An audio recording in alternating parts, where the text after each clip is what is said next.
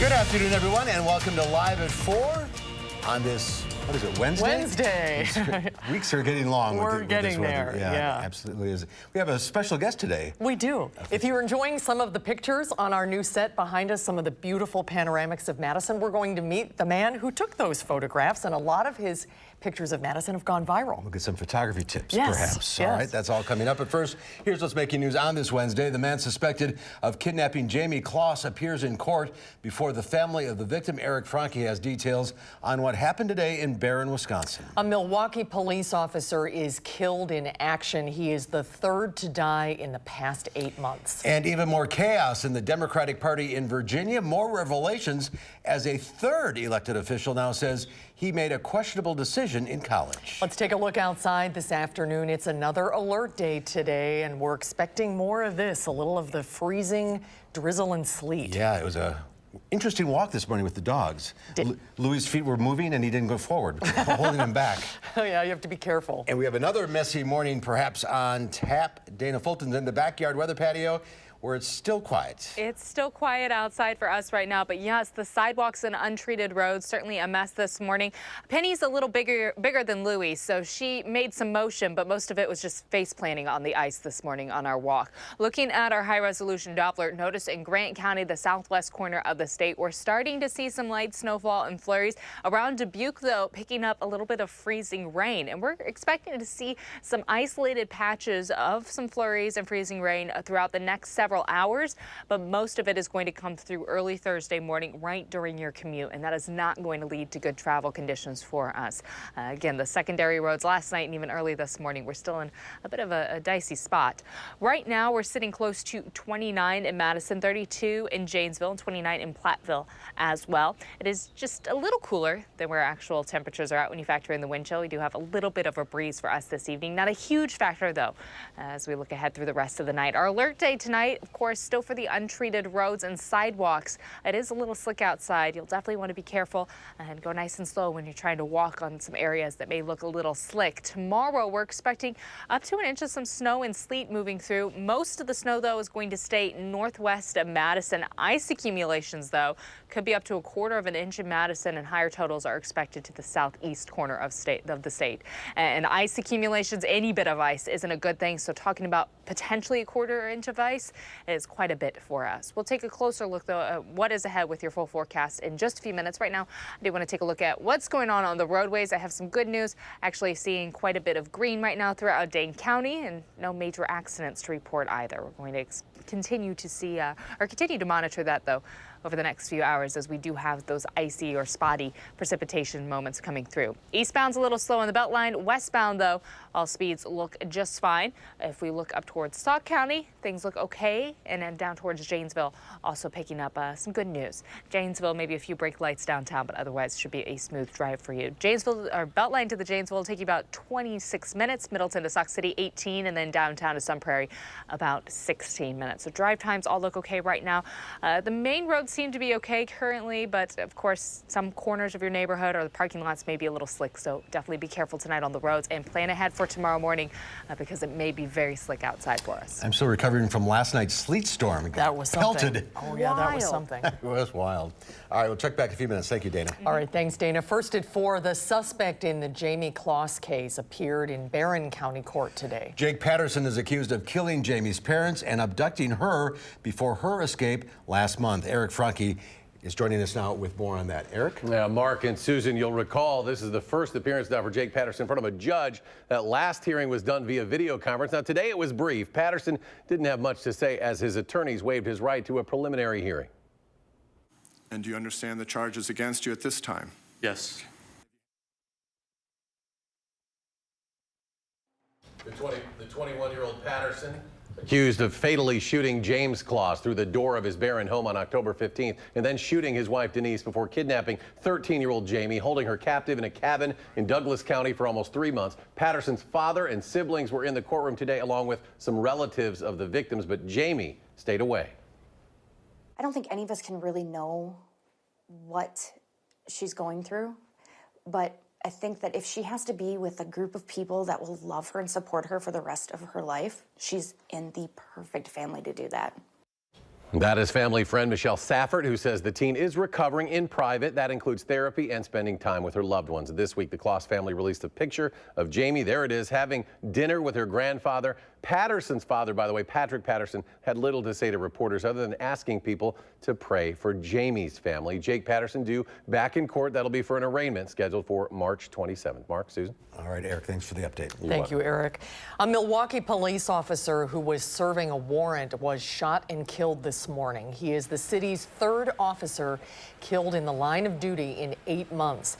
The shooting happened at 9 a.m. on the city's south side. The identity of the 35-year-old officer is not being released at this time. He was a 17-year veteran of the Milwaukee police force.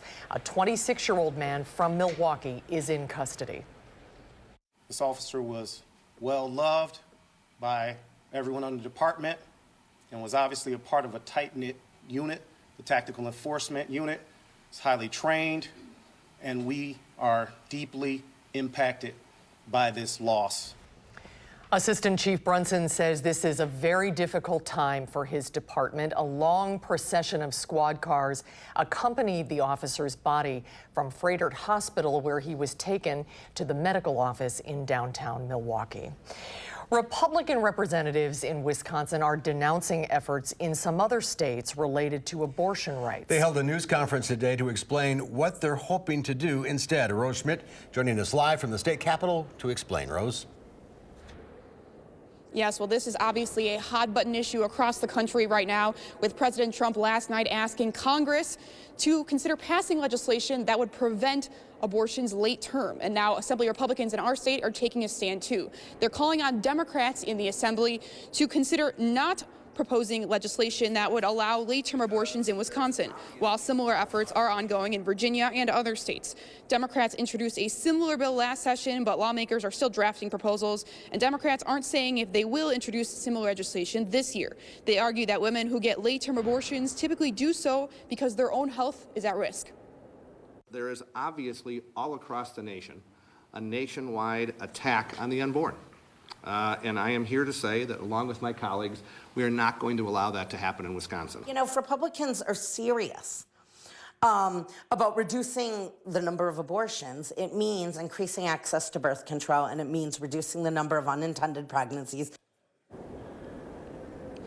Voss says he wants to work with Governor Evers on plans to help increase resources for families looking to adopt. It's unclear if Democrats will support those efforts, but they acknowledge that there are issues where they could find common ground. And Governor Evers' office released a statement today saying that if Republicans really do want to help improve outcomes for moms and babies, they should consider joining Governor Evers in supporting efforts that would have life-saving preventive health programs for women. Rose Schmidt at the Capitol. Rose, thanks. President Trump says that the U.S. will still be deeply involved in the fight against ISIS, even if American troops leave Syria. President Trump trumpeted the progress made against ISIS as he spoke at the State Department before the ministers of the global coalition to defeat the terrorist group. And he says he hopes to make an important announcement soon. Should be formally announced sometime, probably next week, that we will have 100% of the caliphate. The group he spoke to is made up of foreign ministers and senior officials from a 79-member U.S.-led coalition battling the group. In December, Trump announced the withdrawal of 2,000 plus U.S. troops from Syria. New Mexico's governor forcefully rejected President Trump's latest call for cracking down on Americans at the southern border. I think the president should lead by removing himself from this political, angry, racist rhetoric. Nothing more than a dog whistle. And he should lean in and help us with real border security. From America's southern border, I misspoke there. Democrat Michelle Lujan Grisham ordered most of the state's 118 National Guard troops to withdraw from the Mexico border. She's leaving about a dozen in place to assist with humanitarian needs, and she is demanding a process to handle legitimate asylum claims. We are not supposed to be turning asylum seekers away. They have the legitimate required paperwork. At the port of entry, they're pushing you out. You don't even get to make the case. That is illegal. I'm asking you to defend our very dangerous southern border out of love and devotion to our fellow citizens and to our country. The governor first announced her plan shortly before President Trump's State of the Union address. State politics in Virginia took another wild turn today. While the governor and lieutenant governor are facing allegations about questionable conduct from years ago, the attorney general now says he made a decision in college that he now regrets. Hillary Lane has the story. Virginia Attorney General Mark Herring admits he put on brown makeup to dress up as a rapper when he was in college in the 1980s. In a statement, Herring wrote, "That conduct clearly shows that as a young man, I had a callous and inexcusable lack of awareness and insensitivity to the pain my behavior could inflict on others." The revelation from Herring comes as two other top Virginia Democrats are embroiled in controversy. Governor Ralph Northam is under fire for this racist photo in his 1984 medical school yearbook. He initially apologized for it, but now says he's not in the picture. There have been widespread calls for the governor to step down, but the man who would replace him has his own crisis. Lieutenant Governor Justin Fairfax has been accused of sexual assault 15 years ago. Fairfax denies the allegation and says the timing is no coincidence.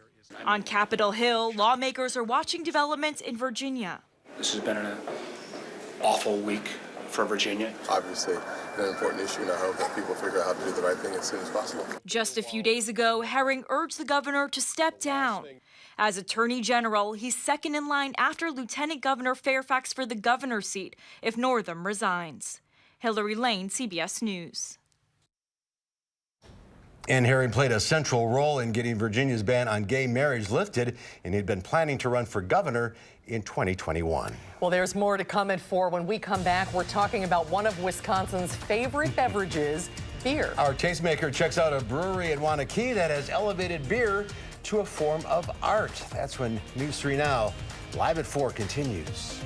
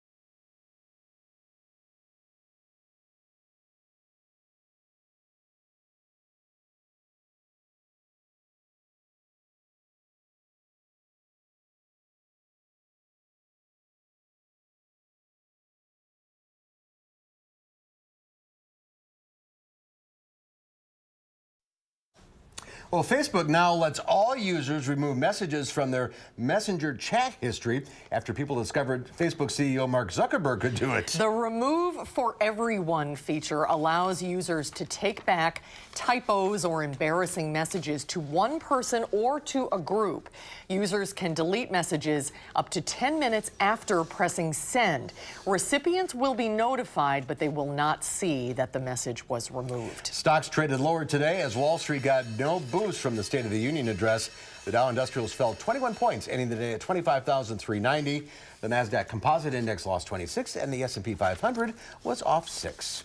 Well, Wisconsin is known and loved for beer. That's for sure. A new beer collaboration called Untitled Art is getting a lot of buzz. The limited edition beers made in Wanakee are a kaleidoscope of color on every can. Madison Magazine's Andrea Bailing checks it out for this month's Tastemaker segment.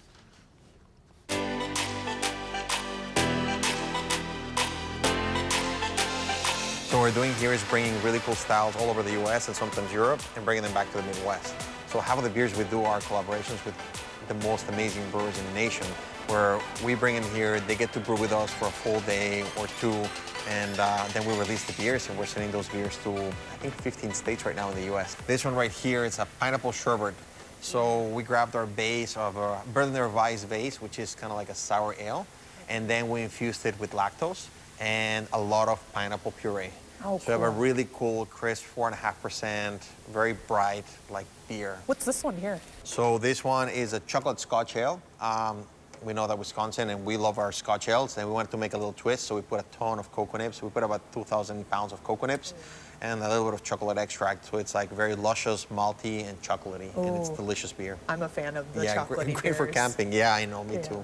And what's this one here? So this one was a collaboration with the Full Pint. The Full Pint is one of the best beer blogs in the nation. They're out of California, and they were celebrating their 11th anniversary tour. So they chose the best 11 breweries in the nation to brew one beer for them. This one's a New England American Pale Ale that it's hopped with all New Zealand hops, which are super floral and tropical. And this is your most recent one, right? This is the most recent one, the most that I'm more excited about. We work with the guys from Angry Chair. Angry Chair, they're in Florida. They're one of the coolest and most amazing, innovative breweries right now in the country. They do a lot of big stouts. So this one's a 12% chocolate maple vanilla stout.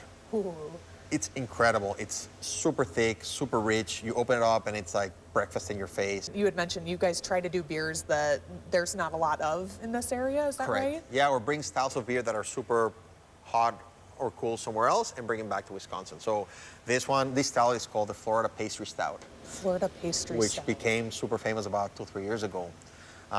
New England IPAs, of course, they all come from the New England area, Massachusetts and New Hampshire, all that area. And we were the first ones to brew a hazy IPA in Wisconsin about 2 years ago. Oh, wow. So it's just become, now everybody does them. Yeah, it's hazy become a thing. IPAs are everywhere now. And then the other ones like overfruited sours, the same thing. Like nobody was doing overfruited sours, so we were the first brewery in the state to start putting a lot of pounds of fruit in each batch to give you that super bright, fruity sweetness that you cannot find unless you put a lot of really good, amazing fruit into the beer. And I feel like that's what a lot of people like about Untitled Art is that it's all of these kind of off-the-wall flavors and combinations that it seems like signature for you guys. Yeah, we try to push the boundaries. Like we've done beers with tang. There was a beer that we put, I think like 1,000 pounds of tang. That was super challenging. The orange. The orange, yeah. Oh, we did an IPA with tang, and our friends in Europe actually came in and they were like, "Oh my God, this is the most amazing thing!" And they actually took like cases of tang back with them, which was super fun. So we really try to work with unique ingredients, try to push the boundaries. 9 out of 10 times it works incredibly well, but 1 out of 10 it might not work the way we want it to. But at least we're trying. We really want to, see what's out there, push the limits of beer. But then give you consistent, high-quality product. Yeah. And they're all limited edition, right? Only available for a certain time? Yeah, one-offs. Everything we do, for the most part, is done once, and it's gone. So every single batch we do is a different beer. Well, thank you so much for having us in today, and it's great to see this place. Thanks for coming. This is quite a project. Such a cool idea. It is, yeah, and people love this Andrew's stuff. here now. Yeah, oh, hi. Yeah, people love this stuff. It is in breweries, or it's on draft at a lot of places, but you can get it at Steve's Liquor, a lot of local places, and they're limited editions, so once they're gone, they're gone. So people really are excited when a new flavor or a new variety comes out. So this is Tiki Milkshake IPA. I love the names and the flavors. Yeah, yep, and you can see it's hazier than your average beer. It's a milkshake IPA because they add lactose to it, and it gives it that haziness. Well, that's a lot of, you want to try it? Sure. It's a lot of flavor. Little citrusy, right? Yeah, and the cans are designed by a local artist? Yeah, yep, it's actually 2 women. Oh, yeah, that's really good. Yeah, yep. Stephanie Heyman is the one that creates the art, and Christina King is the designer that then makes it into a label. And they just pop out on the shelf, too, when you see them. Yeah, you want to collect them. Yeah, yep. But this was a collaboration between Funk Factory and Octopi, and they've just done awesome with this project, and people really have responded. And Octopi is in Wanakee. Yes, yep, that's where this is made. So do we know the next flavor or not? The most recent one I think is with Eagle Park Brewing Co. But I'm not sure what their next one is. But I'm always one that I watch too, like what they have coming out next. So how did they come up with this idea? You know, I'm not sure, but Isaac, you know, it's really cool that they bring these brewers in and bring flavors that not many Wisconsinites know about or have access to. And some of these breweries maybe don't distribute outside their states. So like you get this really exclusive, really tasty brew that feels special. For a limited time. For a limited time, yeah. What a great idea. Very All right, cool. Andrew, thank you. Yeah, thank you. You can read much more about it in Andy's column in this month's edition of Madison Magazine. Well, still to come at 4, it all started with a smiley face. When we come back, emojis have taken over the digital world and more are on the way. We'll run down some of the new emojis coming to a cell phone near you when Live at 4 continues.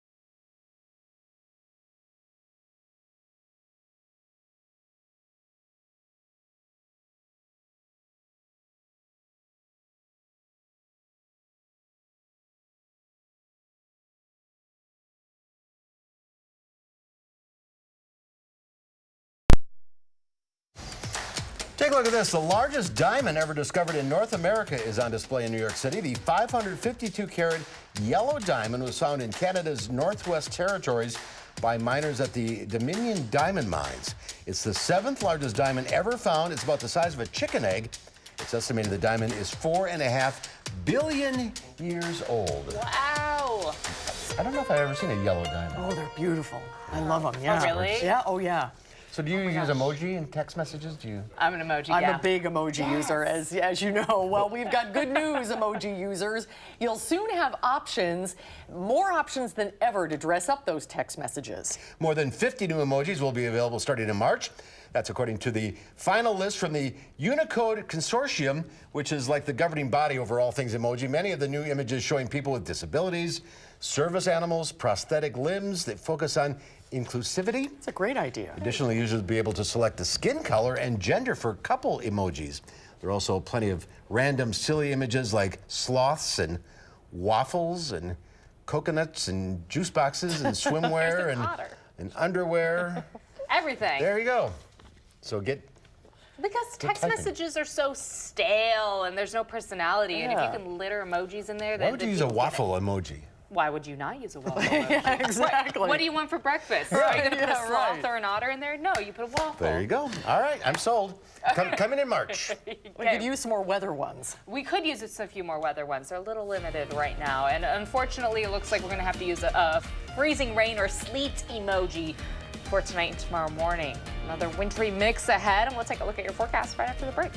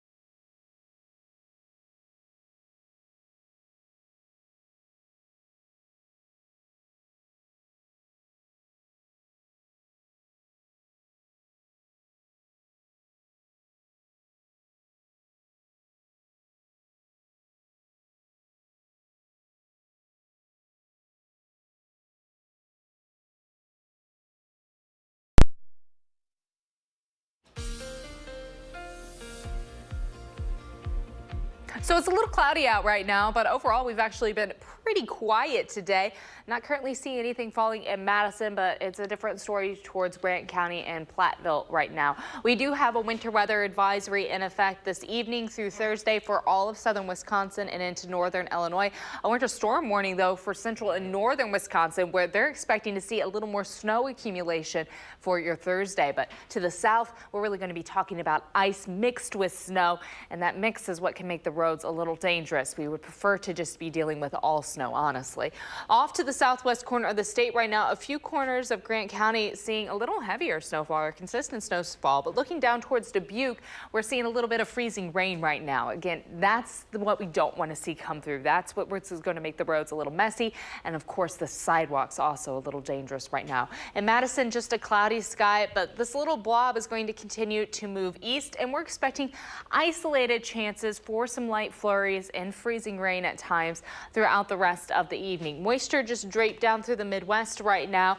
They're seeing showers, though, in Illinois. That rainfall, of course, is going to continue to move northeast as this area of low pressure in the southern edge of the plains gains a little more strength, a little more oomph, and travels northeast. Gets a ticket to travel right on over Chicago. And it's going to bring that snow and rain and freezing rain chance throughout Illinois, Iowa, and Wisconsin. By the end of Thursday, heading into Friday morning, that moisture is all gone, but tomorrow it can be a little messy for us. It may get a little messy. Overall, ice accumulation totals are going to stay higher along the southern edge of the state, and just a little bit of ice, just a few hundredths of an inch, can cause some messy situations. Having close to a quarter of an inch of ice accumulation for us throughout the day on Thursday may make the roads quite dangerous. Also may prove an issue with some wind gusts in the afternoon for any weak trees, weak branches, and power lines. So those are all things we're going to be keeping an eye on tomorrow. We aren't expecting an incredibly gusty day, but with the ice and just a little bit of wind, the two don't mix well together. So there may be some isolated power outages tomorrow. But thankfully, with the storm coming through fairly quickly, nothing should last for too long. North of Madison, we're expecting quite a bit of snow, almost 8 inches towards La Crosse. In Madison, we're expecting anywhere from 1 inch to 2 inches tops for us, and down towards Dubuque, even up to 1.5 inches possible, looking at our European model. So snow also along with this ice. It's not just all bad news for us, but because the ice is mixed in, we do have alert days in the forecast still for tonight and for Thursday. Right now, the main roads aren't too bad, but if you are traveling on any secondary roads or again towards Dubuque in that southwest corner of Grant County where they're seeing freezing rain right now, the roads may become a little slick yet again. Thursday, that ice is going to mix with the snowfall. We're expecting anywhere from 1/4 of an inch of ice accumulation along with 1 inch to 2 inches of snow, so Thursday could be a little dicier for us. Looking a little closer at our future track for this evening, again, isolated areas possible for tonight. It's not really until tomorrow morning during your morning commute that we're expecting to see a greater band pass through. And that band is going to start off with rain towards the southeast corner of the state, snow northwest of Madison, and then that snowfall will gradually overtake all of the area. But notice it's not until Thursday afternoon, and we're still seeing rainfall totals, or rain falling in the southeast corner, and that's why that area is expecting more ice accumulation. They're going to get more rain rather than snow. That freezing line, though, just crosses right over Dane County, so we will be seeing just a little bit of both. By Thursday night, everything has shifted east. Still cloudy outside. And then we're just going to be talking about a very cold Friday for us. Temperatures will drop quite a bit. Overnight low temps will be holding pretty steady in the upper 20s for us. It's going to be just a little mix outside for isolated areas. Tomorrow afternoon, plan on high temperatures close to freezing in the low 30s. We'll stay close to 33 for Thursday, but by Friday and Saturday, temperatures will drop quite a bit. It's going to be windy on Friday with a high of about 9 degrees. We drop back below 0 to start off your Saturday, and then by next week, is going to be a little more seasonal outside for Sunday and Monday in the mid to upper 20s for both days. But tomorrow, again, the concern is the mixed precipitation, because with the rain coming through, especially in the southeast corner of the state, they're not going to be able to treat it with salt. The rain's just going to wash the salt away, and then once it finally starts to transition to ice and snow, it's going to be a game of catch up. All right, so the worst of it probably tomorrow morning. Yes, I would say tomorrow morning up until about the early afternoon, and then it's a question of how quickly can they get things cleaned up to when things will improve. Slow down, take it easy. Absolutely. Dana, thank you. Thank you, Dana. We have some live amazing pictures coming out of San Francisco right now. The San Francisco fire department says 5 workers have been found safe after a gas explosion and fire. No injuries have been reported. 3-story flames in a neighborhood could be seen leaping into the air for blocks. So we'll continue to follow this story throughout the night. Fortunately, everybody seems safe at this point.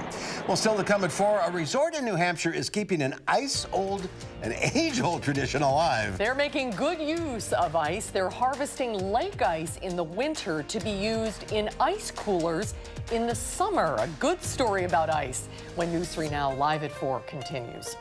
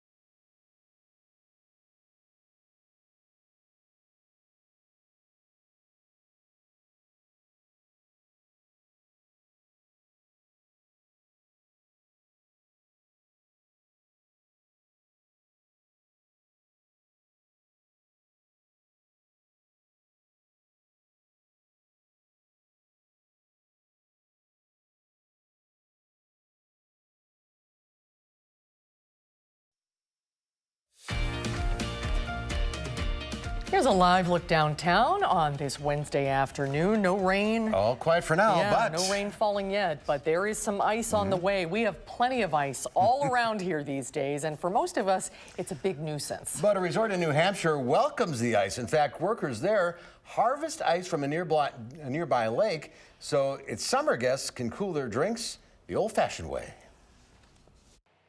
When the ice on Squam Lake in New Hampshire is at least 12 inches thick, workers at a rustic resort gather to take part in a winter tradition that's more than 120 years old. They harvest ice so that in the summer, guests of Rocky Wool Deep Haven camps can cool their water, soda, and beer bottles, not in refrigerators, but in antique ice boxes. Over on this side right here is where people can put their beverages. It's one of only a handful of places in the whole country practicing the ritual for commercial purposes. Camp's been around since 1897, and many of the families have been coming for generations. And people here who come here don't like to see much change. They like it to be a simple, quiet place, kind of like going back in time. Ice harvesting from frozen lakes was a big business in the 19th century, but 20th century refrigeration techniques mostly killed it off. Home refrigerators and freezers started replacing ice boxes in the years after World War I. But at this resort, staffers and volunteers can harvest 200 tons of ice over several days in a typical winter. They load it into storage facilities until guests arrive for the summer season. They set up everything yesterday, the ramp. Today, we cut out the chute, and the big saw you see there cuts out 16 by 19-inch blocks. That it doesn't cut all the way through. We leave about an inch, inch and a half. So when we're ready to take the blocks out, we just pry them apart gently and then float the blocks down this channel to the bottom of the ramp where I usually am the hooker. You grab this hook, you grab 5 blocks of ice at a time, and a winch helps me push the 5 blocks up, slides on the top of the ramp and into the back of the truck. When it's all done, the group collects as many as 3,600 blocks of ice. Obviously, spending this time and energy, we wouldn't have to do it. We could buy for blocks of ice. But there's something about the pride, I think, that this place has in still being the place that still maintains that culture, that tradition. It's tradition. What a great tradition it is. It is a special tradition. They do something similar to this in Eagle River in the Northwoods. They use the blocks of ice to make the ice castle every year. I don't know if they save them for the summer. Yeah, they save them. But that's a great idea, too. Put them in the ice coolers. Yeah. The old-fashioned way. Well, coming up, he turned his hobby into something you see here every day. The man behind some of the skyline shots of Madison, featured on News 3 Now. That's coming up next on Live at 4.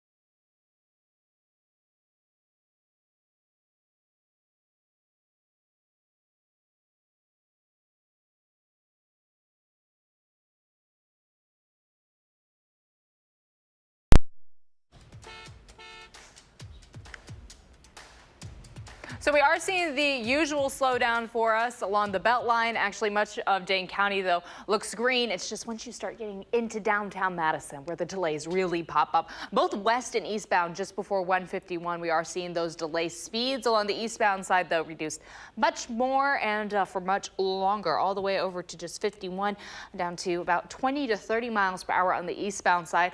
Getting closer to Middleton, though, right before the bend in the Beltline westbound, closer to about 60 miles per hour. If we look northwest towards Sauk County, again, and towards the Dells, really should see a lot of green in that direction. Downtown areas a little slower, a little more congestion, but overall traffic doesn't look too bad and no accidents to report. Around Janesville, we are seeing a few delays close to downtown, but overall, traffic's not in a bad place for us right now. From the Beltline to Janesville will take you 27 minutes. We're getting green right now. The average speed at about 67 miles per hour. From Middleton to Sauk City, though, up to 19 minutes. Speed reduced just a little bit. And then from downtown to Sun Prairie, about 18 minutes. So it should be a smooth drive if you're heading northbound from downtown. Again, please plan ahead for your morning commute. Although things may be okay on the roads right now, tomorrow we're going to have a little more precipitation move in early. So it could be a little slick to start off your Thursday. That's a quick look at traffic. All right, Dana, thank you. Well, our news set here at News 3 features, oh, wait a minute, we got this story first. Dennis, can you flip the teleprompter?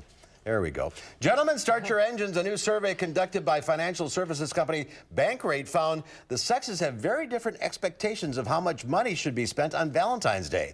Men will spend an average of $339 on their partners, while women will spend $64. Come on, ladies.